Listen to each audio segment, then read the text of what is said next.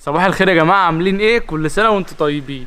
انا عايز اقول لكم النهارده في حاجه غلط في اليوم بتاعنا ده. هتقولوا لي في حاجه غلط ليه؟ هقول لكم عشان النهارده ستي حالفه ومصممه لا تعمل لنا كوارع والبيت كله ياكل منها، سواء بقى بتحبها او ما بتحبهاش هتاكل منها، يعني هتاكل منها. وانا عايز اقول لكم انا ما بحبش الكوارع خالص، ولا انا ما بحبش حاجه اسمها كوارع خالص. فلو انا مش عارف اعمل معاها ايه، هي حالفه النهارده لا تاكلنا كلنا كوارع وعماله تقول لنا فيها جيلاتين وما فيهاش جيلاتين وعشان عظمكم وعشان صحتكم وما اعرفش ايه والكلام ده كله.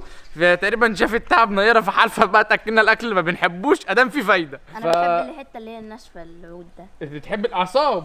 انا برضو بحب الاعصاب اللي في الكوارع، الاعصاب اللي هي الجامده، لكن الكوارع الملزلزه دي ما بحبهاش خالص. بحس ان عايزه المهم ان احنا النهارده هندخل على ستي ونشوف هي بتعمل لنا الكوارع. وطبعا انا عايز اقول لك يا رماس، سواء بتحبي الكوارع او ما بتحبهاش ستك هتاكلك منها غصب عنك. هاكل فتة. لا ما انت بص بقى، انا اقول لك هنعمل خطه على ستك. انت ممكن تاكلي حته كوارع كده صغيره، هاكل من تقولي انا الاعصاب اكلت يا ست، او كلي من الاعصاب. شاطره. انا هعمل نفس الحركه بتاعتك دي.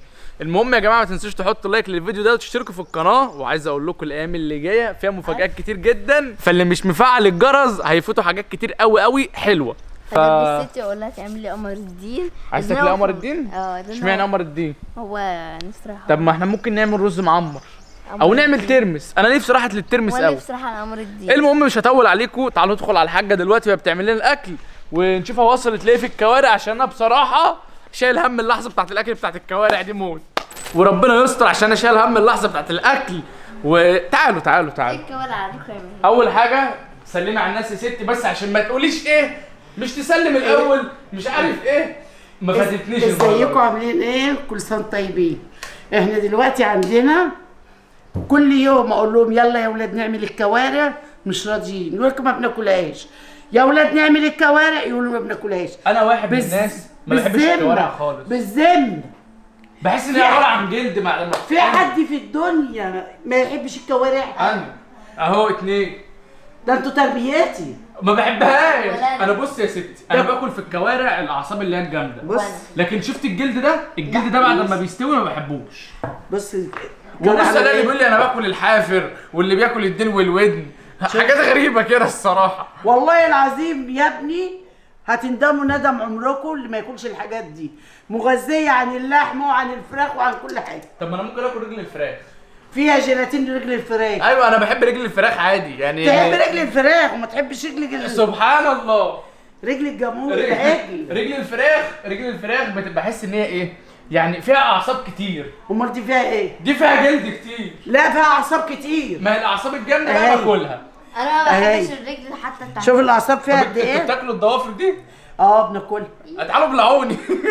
ما بحبهاش. الله يرحم جدك. الله يرحمك يا جدي. لو جدك موجود ما كانتش دي فضلت دلوقتي. ما انا عارف والله من غير ما تقولي. اترحموا على الحاج جابر يا جماعه، كل اللي يسمعني كان كل حاجه بناكلها، مفيش حاجه نقول عليها لا. الجوهره ما احبهاش. لحمه الراس وما بناكلهاش. لحمه انا مش باكل الكرشه. طب الكرشه دي فيها فايده عن الكرشه؟ الكرشه سبحان الله بحس ان طعمها احلى من دي. لا والله العظيم الكرشه ما فيهاش فوائد زي دي. انا بحب الكرشه، بحب الممبار، بحب العكاوي، اي حاجه في العجل الا الراس والرجول. عارف اقسم بالله لا اكلها لكم وهتقولوا يا ريتنا احنا كنا ظالمين الحاجه. يعني هدوقوا الحاجه دي بعد ما اعملها. طب انت هتعمليها بورق عنب ولا هتعمليها بايه؟ لا هعملها النوبه دي بفته.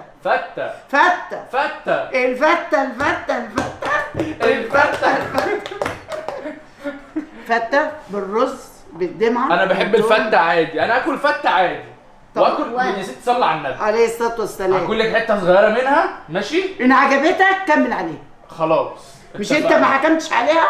انا حكمت عليها عشان كلتها قبل كده. احكم عليها تاني لما اعمل دي بقى. خلاص ماشي. ده رجل العجل بتاعنا. طب الرماس ما بتحبهاش؟ هاكلها غصب عنها. هتاكلها يا رماس؟ كل حته عليها 100 جنيه. انا موافق على كلها. اللي بعدد الحته اللي هتاكلوها ب 100 جنيه. بس مش هاكل الضوافر. انا اكل الضوافر يا عم. كل انت الضوافر. 60 عليا نعمل اكل الضوافر وارقاده كمان. 60 انا عندي كام سنه يا زياد؟ اقول لك عندك كام سنه؟ بجد. بجد 62 سنه. لا كداب. 63. بتقولي غلط. لا والله 63. هي قالت 62 في الاول مشيت وراها. لا ما قالتش انا 63. لا قلت يعني انت سمعتي 63 وانا بس اللي سمعت 62. انا سمعت الغلط. اما ما سمعتش الصح الا منه. خلاص يا ستي ابتدي في الكوارع 60. ولما تخلص يعني ساعتها هنقرر بقى ان كان هقدر اكل منها ولا لا. بس انا على قد ما اقدر هحاول اكل منها. الحته ب 100 جنيه قلت 60. بس تاكل الحته كلها على بعضها. بص يبقى في عضمايه صغننه كده بتروح طالعه صغننه. شفت الاعصاب اللي جوه دي؟ جميله. دي اللي انا بحبها. جميله. ليه بقى؟ لان انا عندي مشكله مع الحاجات الطريه، اما باكل حاجه طريه قوي بحس ان انا عايز ارجع. وهاكلها النيره برضه. النيره اكتر واحده اكلها منها بقى. هعمل- زغطيها هي بتحبها اصلا فعادي. نيره بتحبها. مش عارف ازاي يعني ما بتاكلش الكرشه والممبار وبتاكل بس كوارع. يحيى بيحبها على ورق عنب. اه انا نفسي اكلها بفته. وانا بحب الفته. بحب اعمل فته بس برز كتر ابيض. التوم بقى، التوم في التقليه كده عشان أيوة. يبقى طعمه. 60. ايوه توم مخلي ودمعه. احنا الكولون هيرقص النهارده. لما انت عندك لسه 20 سنه وتقولي كولون اروح انا ادفن نفسي بقى بالحي. لا انا راحت في النفس بالحي اما لسه 20 سنه وبقول الكولون. اما انا 63 سنه والحمد لله ما عنديش كوالين ولا حاجه. الحمد لله يا ست ربنا يحفظك. الحمد لله. انت بس ابتدي في الاكل عشان ربنا يكرم كده ونحاول بص ناكل منه. دي من فوره، دي بتلو، دي كوارع بتلو اللي بيعرف في الاكل يقول فعلا الحاجه بتفهم في الاكل. حاجه كمان، وانا عند خالتي كلت كوارع جملي. دي حلوه، دي كلها اعصاب بقى، دي ما فيهاش الحاجات الطريه دي كلتها عادي. طب بس البتلو بتبقى احلى من الجمل. سبحان الله. ما بتبقاش سمينه، ايه رايك؟ ما عشان ما كده بتجزعش. لا الجمل ما بيجزعش. ولا دي بتجزع برضه. انا التانية عشان ليه؟ كانت كلها اعصاب زي اللي انت لسه موريها لي. عشان دي بقى صغننه لسه بتلو. هجرب لو عجبك. احنا جبنا العجل خفيف كان 350 كيلو بس. لا العجل ما شاء الله كان جميل. اللحمه بتاعته سكر. ده ألف هنا وشايفه لكل اللي كل خلاص. احنا بقى بناكل لحمه الراس وبناكل الكوارع، بناكل الكرشه، بناكل الممبار. خلاص انت ابتدي دلوقتي ولما تخلصي هنشوف. وبنوزع احسن حاجه في العجل الحمد لله. ده كده ده لازم. عايزين نعم. تعملي قمر الدين. عايزه قمر الدين؟ ما لو كلت كرش هعمل لك قمر الدين. ده كوارع يا ست. لا كوارع. انت لسه قايله كده. بقولك ما انا نسيت، ما انتم ملخبطيني. اللي هياكل كوارع اعمل له اللي هو عايزه. يا ستي خلاص اعمليها وفي الاخر هنشوف هو هنعمل ايه. عندنا اصلا. عشان عندنا في الثلاجه. تعرف انا كنت بحب اكل ني اكله كده. ني كده. هتاكلي كوارع هعمل لك قمر الدين. قمر الدين بالايه ده؟ بالمشمش بين. بصوا كمان عندنا اللي هو بالمشمش. أيوة. شفت؟ بحسبه برتقال. عندنا النشا وعندنا كل حاجه. كمان عندنا اللي هو اللي بيترش عليه جوز الهند. خلاص ابتدي في الاكل يا ستي وبعد كده نظبط الدنيا بقى في هنعمل ان شاء الله. لو كلت من دي هعمل لك ده. كل حاجه لها حاجه. خلاص مش تاكلي الحلويات وتسيبي الحلويات دي. عارف. امال بقى لو كانت موجوده الجوهره عشان يبقى فيكي اعصاب تبقي جامده زي ستك كده. يلا يا ستي ابتدي يا ستي وفي الاخر هنشوف. عمري في حياتي مامي جت قالت لي اكلك كذا او اكل اخواتك كذا ونقول لها لا. انت مذيعه يا ستي. كانت بص يعني يا زياد كانت نضرب دماغنا في الحيط لما نجوع والجوع يقرص علينا نروح واكلين من الحاجه اللي امي عاملاها. انا ما اعرفش اعمل الحركه دي. لا امي كانت قلبها جامد. انا ممكن اقوم اكل عيش ناشف عادي. بس طلعنا نافعين نفسينا. طبعا. انا لو مش في العمر ده وما باكلش كنت زماني وقعت. الحمد لله يا ستي وربنا يديك الحمد الصحة. لله. يعني الاكل برضه كان عايزه اوجه نصيحه لاولادنا واحفادنا عشان اللي ما بياكلش الحاجات المغذيه من شويه برد بيروح واقع. طبعا. انا الحمد لله باكل اي اكل في البيت الا البتاع دي. لا هتاكلها من هنا ورايا ان شاء الله. ان شاء الله. اعمل ايه وهنشوف الموضوع ده بعد ما ان شاء الله. قمر الدين يا زياد. السلام عليكم. الحمد لله على السلامه يا دكتوره. ضمك عملنا لك شويه كوارع انما ايه؟ بس قول لي انت حالاتي ولا ايه؟ يا نعيمه وري ست الحلقه. خش السلام عليكم. وعليكم يا السلام. حاج الاخبار. ازيك يا حاج يحيى؟ منوره والله. والله انت اللي منور يا عامل حاج ايه؟ يحيى. ايه رايك؟ حلقات اخيرا حلقات. حوالين ودانك. ده الانبساط بتاع ست يا ابني. حوالين نظافه ودانك. نظافه. المهم الاكل ايه؟ عاملين اكل ولا مش عاملين؟ عشان عاملين انا جعان. فضلة خيرك. مش مهم عاملين ايه؟ كوارع يعني جاهز ولا لسه؟ لسه ان شاء الله هرص الفته وعلى طول. طيب أمك اطلب عاملة لك اكل يعني. الكوارع اللي لا. بتحبها. تصبيره لحد ما عشان كله هياكل كوارع. كله ياكل كوارع. ده اجبار يعني. انا خلاص مش هنجيب اكل من بره. جيلاتين وجليسرين وبص. خلاص. بص حتى مفيش- العيش حبه كامله. حبه كامله عشان ورز ابيض. ده نظام الطيبات. خلاص يعني. يبقى انا اطلع اغير واريح واستحمى عشان حالي. هي ساعه. هكون خلصت فيها. ساعه وهنطبق الفته. صح. اول ما تخلصي تكون انا خلصت انا كمان. وكله. انت بتحب الكوارع صح؟ انا بحب اي حاجه. انت بتحبها على ورق انا العنب. بحب اي حاجه وكل حاجه. بتحبها على ورق العنب بس انا ما عملتش ورق اي حاجه. انا لان انا باكل كل نفسي حاجه. اعمل صينيه فتة. تسلم ايدك مقدما عشان عايز اطلع ماشي. استحمى عشان ما تاخرش بقى في الحمام يا يحيى. نصيحة لأي حد بيتفرج علينا، لو أنت شاب يعني في سني وبتحلق الحلقات المعفنة دي، لما الست الوالدة تقول لك إن أنت كده حلقت، اعرف إن الحلقة جامدة جدا اتأكد إن الحلقة تحفة. أو لكن لو قالت لك بص وشك نور إزاي، اعرف إن دي اعرف إن في حاجة غلط بقى. لو قالت لك وشك نور اعرف إن أنت قرعيت. قالت لك إيه؟ قالت لك هو أنت كده حلقت، يبقى أنت كده تمام. يلا السلام عليكم. اطلع كده. انا عايز اقول لكم ستي الكوارع ريحتها قلبت البيت من بعد ما سويتها هنا في الحله وعملت الشوربه في التسقيه، والريحه قلبه البيت لغايه دلوقتي. الفته دي الفته اللي ستي عاملاها، عملت اسمها شوربه. فته. وعايز اقول لكم على حاجه، ستي عامله الفته بالعيش بالحبه الكامله عشان تكونوا عارفين. اهو بصوا العيش غامق ازاي. غامق اهو. الحبه الكامله بيبقى العيش عامل كده. فتسلم ايدك يا ستي. والرز ابيض من غير شعريه. وانت بقى المفروض ان انت هتحطي بقى على الوش هنا كوارع. هزوقها. انا متعود ان الفته بيبقى عليها لحمه، الا ستي هتعملها بالكوارع عشان خاطر هي اللي موجوده دلوقتي. نفسنا فيها كلنا. وحاجه كمان، ستي عامله الفته على قد انا وهي عشان محدش في البيت بياكل فته خالص، والباقي هياكل رز ابيض. ايوه هنغرف لهم الرز ده. اي خدمه يا ستي، لقيتي حد ياكل معاكي فته مش هتاكليها لوحدك. انا اصلا بحب الرز والفته بتاعت ستي. دوق يا حبيبي بألف انا وشيف. بسم الله ما شاء الله. انت بتحب اكل كله. الرز بتاع ستي 10 على 10. ستي هتخلص الاكل وانا هعمل له تيست واقول لكم رايي فيه بكل صراحه. دلوقتي هنعمل المهلبيه الرماس. عشان عايز ايه؟ اقول لكم برغم ان هي فضلت تقول لي رماس لو كلت كوارع هعمل لك مهلبيه، لكن في الاخر عملت لها لا من مهلبيه غير ما تاكل وهي عشان لسه ايه؟ ما كلتش. ما بيطونش عليها رماس. لكن ساعه الاكل برضك هتجبرها ان هي تاكل. والكوارع اهيت يا زياد شوف. انا على النبي شكلها تحفه. شفت؟ انا بحب الدمعه بقى دي. بقت موميا ازاي؟ شفت الاكل عامل ازاي؟ عشاق الكوارع دلوقتي زمانهم ايه؟ عايزين بص. ياكلوا منها دلوقتي في البيت. بص الصوص بتاعها ما انا بقول لك انا بحب الدمعه دي موت. بالثوم. انت كنت قايله ان انت هتعملي كرشه يا ست، فين الكرشه؟ ده كده اسمه نصب بقى. يعني انت كنت قايله هتعملي كرشه وعامله دمعه، ما تبقيش عامله معاك كرشه. بس هو الموضوع على ايه؟ على الكوارع. على الكوارع. طب انت هتعملي الكرشه امتى؟ الكرشه هي يا حبيبي استنى. ايوه طلعي الكرشه كده مستويه اهي. اعتقد ان انت لو نزلتيها مع الكوارع هتبقى جامده. احطها مع الكوارع ولا احط صوص عليها؟ ايوه الصلصه عليها، هو ده اللي انا لا قصدي. اخلي دي لوحديها ودي لوحدي. صح عشان انا اعرف اكل منها برضه صح؟ براحتي.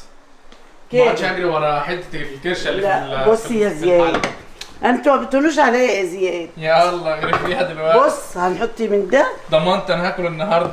شوف ايوه كده بس اعتقد كده زي الفل قوي قوي اهي اهي. لا بس شكلها حلو. ايه حاسس ان انا ممكن اكل منها. هو اي حد طبخ؟ مش اي حد طبخ. واهم حاجه ان في كرشه وجاهزه كمان، يعني بص مش اهي محتاجه اي حاجه. هيدلكوا عليها.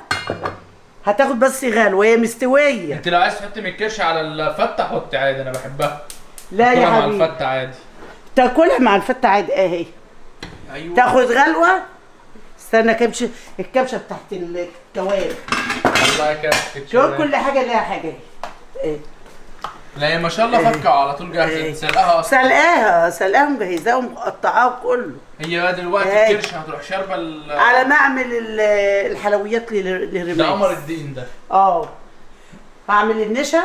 الحمد لله وحطيت ضمنت ان انا الس- اكل النهارده، كنت شايل هم الموضوع طب ده. والله العظيم هتسيب الكرشه وهتاكل الكوارع. انا هاكل من الكوارع والله العظيم. بس مش زي الكرشه عشان انا بحب الكرشه موت انت عارفه. في ثواني هتغلي. ودي هعمل لها النشا واصبها في الاطباق. وتسيبها تسقع ولا بتتاكل؟ بسيبها تسقع. نسيبها تسقع والمكسرات هعينها لوحديها عشان احنا عائلياتنا ما بناكلش مكسرات على حاجه. انا ما بحبش المكسرات. هخلي المكسرات لوحديها.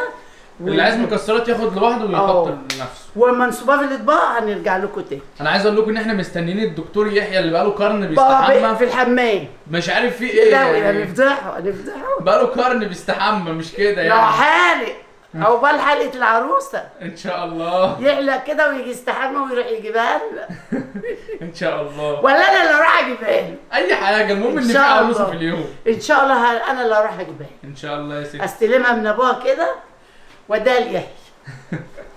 احنا هنزقطط في اليوم ده ان شاء الله. ان شاء الله نفرح ويا رب عقبال الجميل. اللهم يا رب عقبالك يا زياد كده. ان شاء الله. والبس لك اللي بيبرق. انا بسمع الكلمه دي من زمان لا. قوي. لو انا عشت لك يا زياد يا ستي ان شاء الله ربنا يديك ان شاء الله باذن الله هلبس لك اللي بيبرق. انت تشوفي عيالي كمان. بس احضر فرح. يا ستي لا لا ان شاء الله تشوفي احضر عيالي. فرح بس كده واشوف عروستك. ربنا يديك وبعد كده بقى ايه يتولاني ربنا. يا ستي لا لا ربنا يديك طول ربنا يبارك لك يا زياد يا رب. وانا بحبك قوي يا زياد. والله العظيم انا بحس ان انا بتكسف مش عارف ليه. حاجه نعم. هو ده ايه؟ ده قمر الدين. يعني ليه ده جنب ده جنب ايه؟ ده جنب ده. ليه ده جنب ده؟ ده كوارع. ده عارفينه وده عارفينه، ليه ده جنب دول؟ قمر الدين رماس طلباته. لو ده قمر الدين امال ده ايه؟ دي وحلويات. يبقى احنا نحلل الاول. ادي يبقى ايه؟ احنا بقى ايه نحلل الاول. نحلل. استاذنك انا بقى اروح هناك. طب تعالى خد الكرشه. شوف يا زياد، شوف زياد اللي هياكل. زعبله الريحه نايمته. زعبله زعبله زعبله القله وقعت. زعبله زعبله بيصورك. زعبله. طب بص الكوارع، بص الكوارع، بص اللزاليز، بص اللزاليز، بص اللزاليز، بص يا زعبله. اوه سخنه. تاكلش دي بقى عشان بحبها. لا ده انا عيني فيها من وانا بجيب الطبق من هناك. زياد عامله ازاي؟ ايه؟ زياد الكرشه يا زياد. سخنه. انا قلت اكل اول ما شميت. عايزين بقى خليكم شاهدين عليا كلهم ناموا من الريحه. عايزين بقى نشيل الحاجات دي. بص الكرشه لا دول مش تبعي. دي تبعك. انا الطبق ده اللي تبعي. اللي هيقرب له انا هنسفه من على وش الارض. اهو وادي الكرشه اهي عشان ما ياكلش ودي كوارع. تبعي برضه. الطبق وحش، الطبق وحش. طب انا عايز معلقه طيب. قوم اغسل وشك الاول، اغسل ايدك. هات البلاطه دي، هات البلاطه دي عشان الصينيه سخنه. حاضر احلى بلاط. بسرعه يا ابني ده هتتلسع. هي سخنه. حطي على طول صينيه البيتزا. تعالي انت يا حاجه بقى ايه اقعدي جنبي. عارف بس الطبق ده اللي هيقرب له انا هشيله من على وش الارض. كل واحد ليه طبق، كل واحد ليه طبق. اللهم بلغت. الطبق ده يخصني. الاكل ما شاء الله كتير اهو. عايز كام معلقه يا ابني؟ وربنا يبارك. انا لوحدي عايز 6 معالق. لا تاكل بايدك ما هو ورجليك. سؤال غريب. اكيد لكل واحد معلقه. اكيد كل واحد معلقه. منطقي. لكن هو بيقول لي عايز كام معلقه، بيسالني انا لوحدي عايز كام معلقه. نقول عليه ايه؟ ما هو يمكن بعددنا. لسه نايم لسه نايم. يمكن بعددنا. تعالى يا حنبوزه تعالى يا حنبوزه. بس امان عليك تقول رايك في الفته ايه. بسم الله. انا رايي معروف فيها كده كده. بسم الله. انا ما عملتش يا جماعه طريقه، لان انا عملتها الطريقه دي يجي 100 مره على القناه. هات بس حته من دي عشان ستي ايه. ده قمحه كامله، عيش قمحه كامله. النص قمحه احلى بقى. نص قمحه كامله. احنا عاملين النهارده اكله طيبه. اسمعني يا اسطى. ليه بس يا المان؟ هات شوكه يا زياد، شوكه كده وحطها. انت لسه مستحمي قول. بص على بص مهريه الله اكبر. ايوه انزل بقى هنا. عايز اديك اللازاليس بس انت ما بتحبش الثانيه دي. انا غلطان؟ اهي يا ابني. يا دي اديها له كلها. ما بيحبهاش. شيل دي. هي لا دي خد إيه؟ بقى شيل انت واعمل بقى. اديتها لك كلها هو ما خدتهاش. هات يا زياد الطبق اللي لا جنبك بس ده. الفته ايه النصب ده بقى؟ الفته فته. فته الفته فته. سلم واستلم. خدي طبق ايه؟ حاجتك. هجيب طبق كرشه كمان اهو. الفته 10 من 10. نقيم الكوارع بقى بسم الله. بس انا كنت عايزه طبق فاضي افضي فيه الفته. والنبي يا زياد ناولني طبق فاضي عشان انا انقص فته مش طايلاها. الكوارع كوارع مالها؟ كوارع مالها؟ اخرج الفته في حته 5. الكوارع كوارع ناكل. بس عايز اقول لكم كوارع 12 من 10. سخنة أوي. فته 11 الا ربع من 10. وهتحبس برز بلبن. لا هتحبسه بقمر الدين. قصدي بقمر الدين. قمر الدين. الناس طلبته ونامت. كله نام.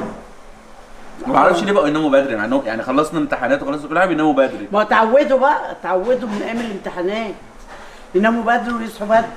سرعه الحلاقه. وشك منور يا عيني. بص استحميت ازاي وش نهار. وشك نور. عقبال حلقه العروسه. العروسه بتحلق؟ انت تحلق وتروح تجيبها. ماشي. يا ست. فضي لي طيب. فين انت عايز تاكل ايه؟ فت. القمر الدين اللي انا بقالي كتير ما اديله كام اكلت. من انا 10؟ اقسم بالله نسيت طعم قمر الدين من كتر ما انا ما اكلتوش بقالي كتير. يا لهوي. اقسم بالله نسيت طعمه بسم الله. لا طعمه حلو. ميزز. طعمه حلو مش مسكر قوي ان هو يخليك تزهق. لا ميزز. طبعا الناس نايمه فهنشيل لها الطبق بتاعها عشان هي اللي طالباه. انا ما بحبوش الصراحه. لا لا دوق. طعمه حلو يا حاجه. دوق ما طب تاكلش اديني عليه. المعلقه. خد يا عم طبق يا عم. لا انا ياكل طبق. لا هاكل من انا عندي راجل زيادة. كريم يا عم. خد. ميزز انت بتحب المزازه. ايه رايك؟ حلو بس عايز تحط في الثلاجه. ايوه فعلا. ده لازم يتاكل ده ساقع ده يبقى جامد موت. ده يبقى عامل زي الجيلي. صح. انا رايح اوديه التلاجة دلوقتي. وانا هنام. انا لازم انام. طب كل لك طبقين شاهد كلك طبقين. عشان تحبس الكوارع. شاهد لازم انام. لازم اعمل كده. الكوارع نيمتك. كوارع كانت تحفه الصراحه. كده الفيديو بتاعنا خلص والحمد لله كلنا من الكوارع اللي ست قالت عليها. انا كنا مستحيل اكل كوارع بالطريقه دي النهارده فالحمد إيه لله انا رأيك؟ اكلت منها. ايه رايك فيها؟ والله حلوه والغريبه ان عجبتني اكتر من الكرشه. مش عارف في ايه النهارده في حاجه غلط. طبعا احلى من الكرشه. لا انا بحب الكرشه اكتر بس الكوارع عجبتني النهارده اكتر مش عارف ازاي. فبس كده عشان ما نطولش عليكم عشان يحيى فايص وعايز ينام وانا هطلع انام انا كمان. انا اصلا كنت نايم هنا ويحيى اللي صحاني. الكوارع تقيله. الكوارع الاكله دي اصلا الواحد بياكلها من هنا خلاص بيفسفس بعدها بقى وبيتسطل بقى وبينسى الدنيا. الا لو عليها ورق عنب بقت يا سيدي. لو عليها ورق عنب هاكل ورق العنب واسيب الكوارع. فبس كده يا جماعه الفيديو بتاعنا خلص. ما تنسوش تحطوا لايك واشتركوا في القناه ونشوفكم ان شاء الله على خير ومع السلامه. مع السلامه مع السلامه. قوم يا حماد عاد. قول لي يحيى. قولوا لي يحيى قوم. قوم.